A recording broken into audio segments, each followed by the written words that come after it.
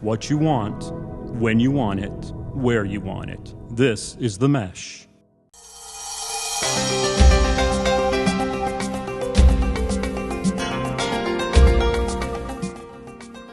Today we're talking about rediscovering our parents as their adult children. We'll explore how your parents and you have changed since you left their home in early adulthood. Who are your parents today? Are you sure you know? And what if they don't fit the mold you once knew? Join us to learn ways to reconnect with your parents in mind and spirit, and learn how to adjust your approaches as you care for them in their senior years. I used to think healthcare was all the same until I discovered Pace at home. Now I can come to a place to stay active, see the doctor, or just enjoy a meal with my friends. Plus, having a team of people that help me make sense of my options gives me the support I need to stay in charge of my own health. It's been life-changing. With Pace at Home, we offer a unique lineup of personalized care and a caring staff that feels like family, all under one roof. Call today and discover a community of caring delivered at your own pace. Welcome. I'm your host, Karen Summey, Project Manager for ACAPcommunity and an active family caregiver. If you're listening to our live broadcast, today is Friday, May 2, 2025 at 12 noon. Both my guest and I are live in the chat panel as you watch this show we recorded last week. We're standing by, ready to take your questions and comments during the broadcast. To join in the discussion, simply sign in to your own YouTube or Google account to access the chat panel in YouTube. If you're listening to our replay, you can also sign in and leave comments below your video screen, and we'll get back to you soon. With that, I'd like to introduce today's guest. She's Dr. Corinne Auman, a nationally certified guardian, certified care manager, educator, speaker, founder, and president of her company, Choice Care Navigators. Dr. Auman has a PhD in developmental psychology with a specialty in adulthood and aging. Finally, she's the author of the 2023 book titled Teenagers, Telling a New Story About Aging. Welcome, Corinne, to First Fridays with ACAP, and welcome back to our podcast series. Thanks for having me. Happy to be here. Great. I'm looking forward to a great discussion today. You know, like many others, I suspect I don't think often enough about how my parents have evolved over time. It's sort of foolish of me to think that they have stood still after I left their home as an adult, and that they simply dropped into a time capsule where I could discover them years later as the same people with the same wants, opinions, and needs. And just because we're close now doesn't necessarily mean I know them as I did when I was part of their household as a child. So why do you think adult children tend to hold on to these outdated versions of their parents? So I think you're absolutely right in the sense that we kind of put them in time capsules and are somehow surprised by the fact that they also age right along with us. Like, I can remember being a kid and thinking that, you know, I was growing up and I knew my mother had birthdays, but it never really occurred to me that she was aging and that she was continuing to do those things even after I left the house. So, and as silly as that sounds, it's just somehow we put them in this little time capsule and we think that they're not changing. And part of that is simply life gets busy, right? We're not really paying attention to that. We're just living. We're just doing things, you know, living our lives. And then all of a sudden we go, wait, what do you mean there's been a health change or something? I can remember, you know, going home and, you know, they changed the decorations and I'm like, how dare you, right? Like my time capsule.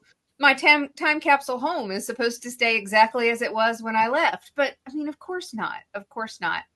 And it's also that is comforting and familiar to us, that view of them that we have.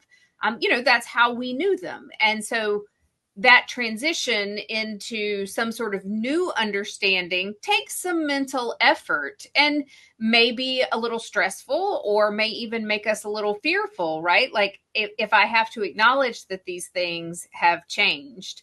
So, you know, there's our own sense of identity that's invested here. It's our sense of family, all of these things.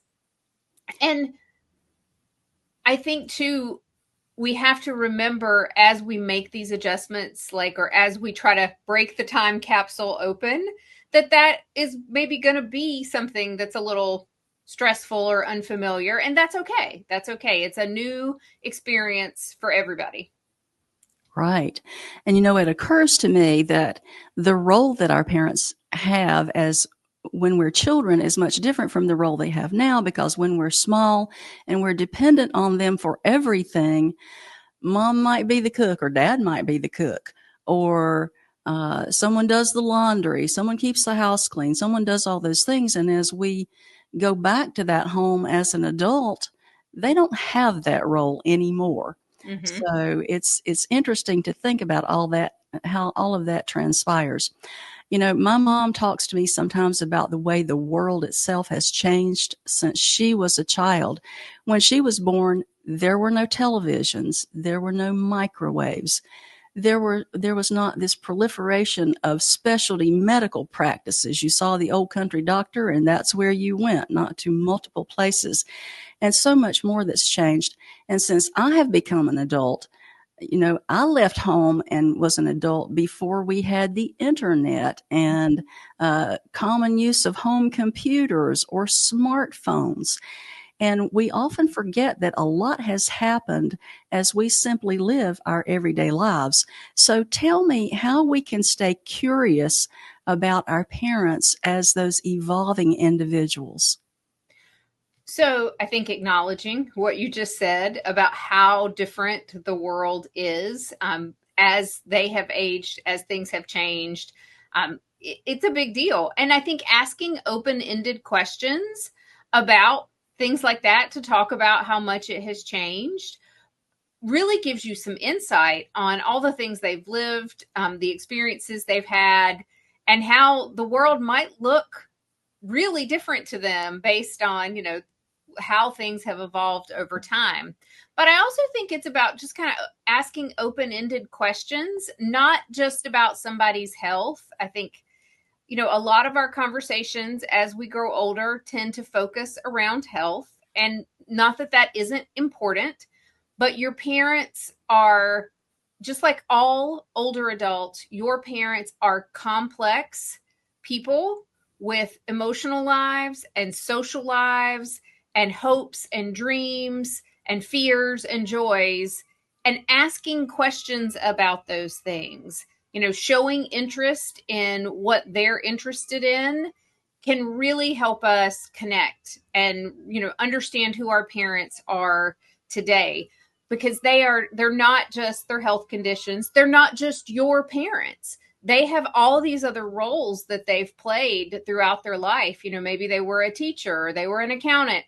Maybe now they're retired and they're playing pickleball, or they're hanging out, playing cards, doing different things, asking about those hobbies, asking about their friends, asking about what they're doing to, really learn who they are, because they're complex people. And a lot of times we don't think about our parents that way. We kind of, they're our parents, right? That we just put them in this box. Right. We do. And those are some really good points, because I think about the time that I discovered that my grandmother played basketball in high school, and I was just gobsmacked. I'm like, you've got to be kidding, because by the time I was born, she was in her 50s. And it never dawned on me as a child that my grandmother would have played basketball. She drove an Indian motorcycle. And, I just loved these things about my grandmother as I aged, and I learned who she was as a younger person even, and already an adult perhaps. But we just don't tend to think about those things unless we really attend to that. So we recently, with my daughter, she's been playing basketball. And when she first started doing that, we talked about that her grandmother, my mom, played basketball in high school. And it was like, what? I mean, it almost was like my daughter couldn't even process that that her grandmother had ever been young, number one. And number two, had played a sport like that, Right. my daughter's enjoying playing. So yeah, it's that sort of, wait, who? You have this whole life? You have interests Yes. other than just being a grandmother? Right. That's right. And those things that we don't see because Yeah. they are in the past. And so we have to attend to that. So now that we're curious, now that we want to know about our parents, how do we get into these discussions with our parents and have a deeper conversation about who they are now?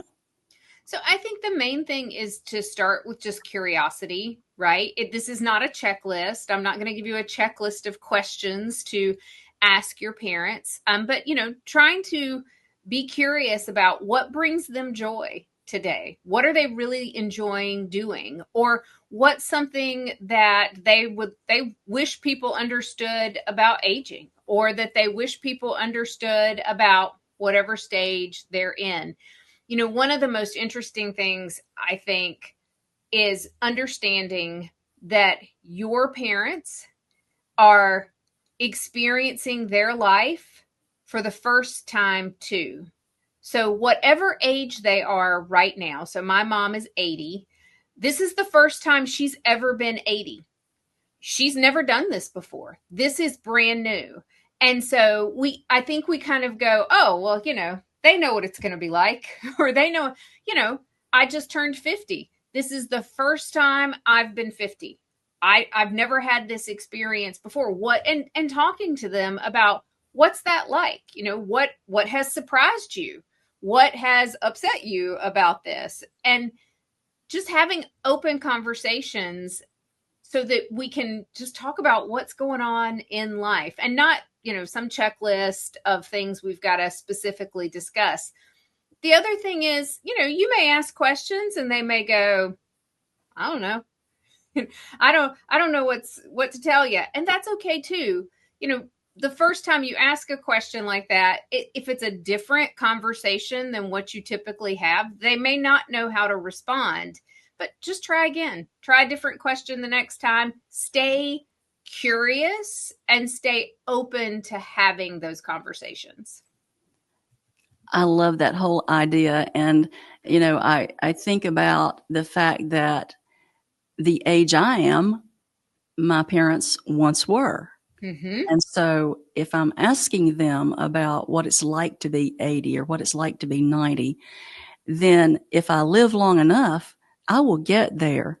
Yep. And maybe I'll recall some of those things that they told me about, the difficulties they experienced and what they were going through. So I love that idea. So I'm going to add one thing. So I am 50 and I'm in perimenopause type age. And so I did go to my mother not that long ago, and I'm like, okay, tell me all the things, right? Like, what was it like to be 50, and what are all the things that are going to be happening? And it was really interesting. I mean, she told me a few things, and then she was just like, I don't remember what it was like to be 50. So it's so, I think we think people are going to just remember everything, which of course I don't remember exactly what it was like to be 35 either. Mm-hmm.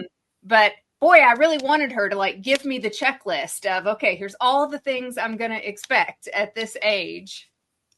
That's right. Absolutely. I would take one. I would love to take this. But, we know that life does not come with an instruction manual, so we have to just make our way. So let's think about caregivers for a moment. As caregivers, or care partners, as the term is now becoming, what are some examples of adapting our approaches to caregiving based on who our parents are now in body, mind, and spirit? So I think that's going to vary a little bit based on every care situation. If somebody has memory issues, we know that one of the best ways to connect with people with memory issues is music, right? Finding music that they love, or that meant something to them, that will bring them out of their shell, that will help you interact, because the music is there. So music is really magical for people with memory issues. If you've got someone who has a lot of just kind of daily care needs, think tasks you have to get done, I think the big thing there is choosing dignity over efficiency. sometimes, particularly in healthcare settings, we are really just trying to get people dressed, get people changed, do the tasks as efficiently as we can in the interest of time.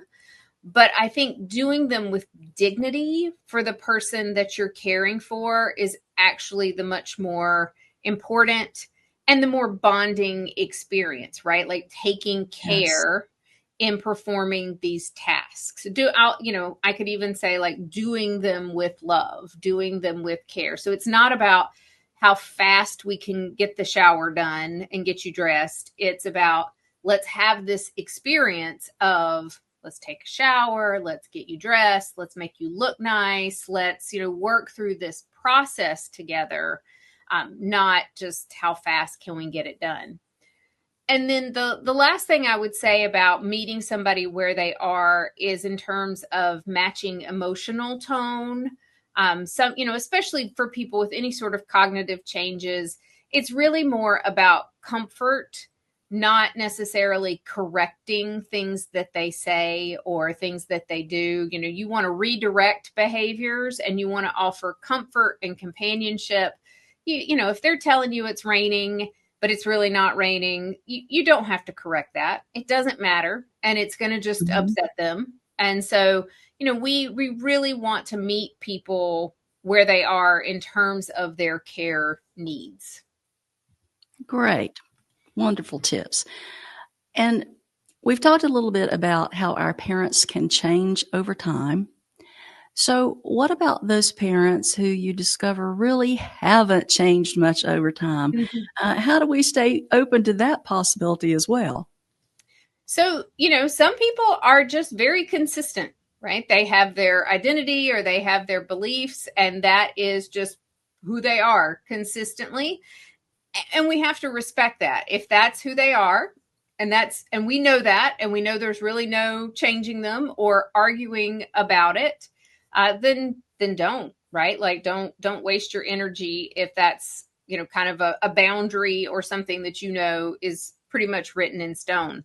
But I bet if you really pay attention, you might notice small, subtle ways that even people who we think are really stubborn and are never changing or will never change, you might notice some small ways that they've changed, that they might not even admit, right? Like they won't tell you that that's happened, but it's kind of like I see those videos about the guys who say that they're not cat people, and yet somehow they end up with the kitten that like loves them and like sleeps on them all the time. And so it's one of those things where like the words would say, I am not a cat person, I don't like cats, but yet they're kind of a big softie and they let the cat sleep on them anyway.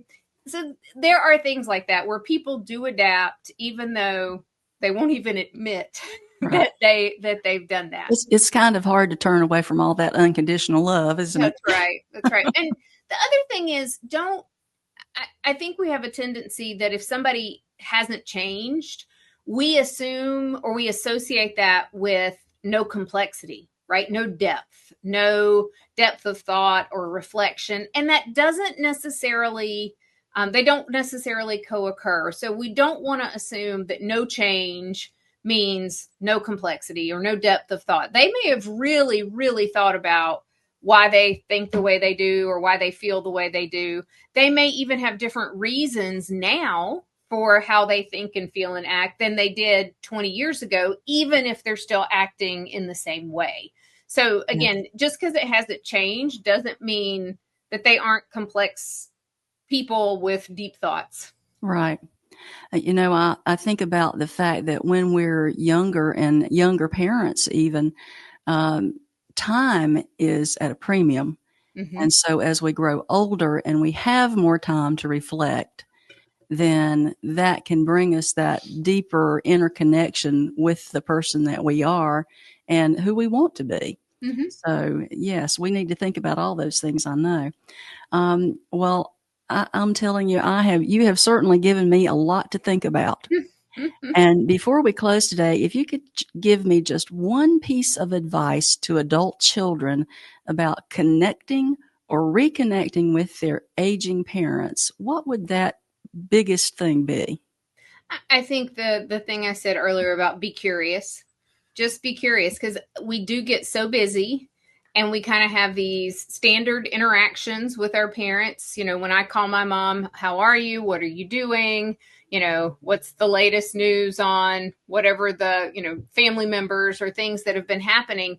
But, asking deeper questions about, like, who are your friends? Who are you spending time with? What are your hobbies? Oh, that doesn't sound like a deep question, but I know that I don't ask it very often, if I've ever asked it.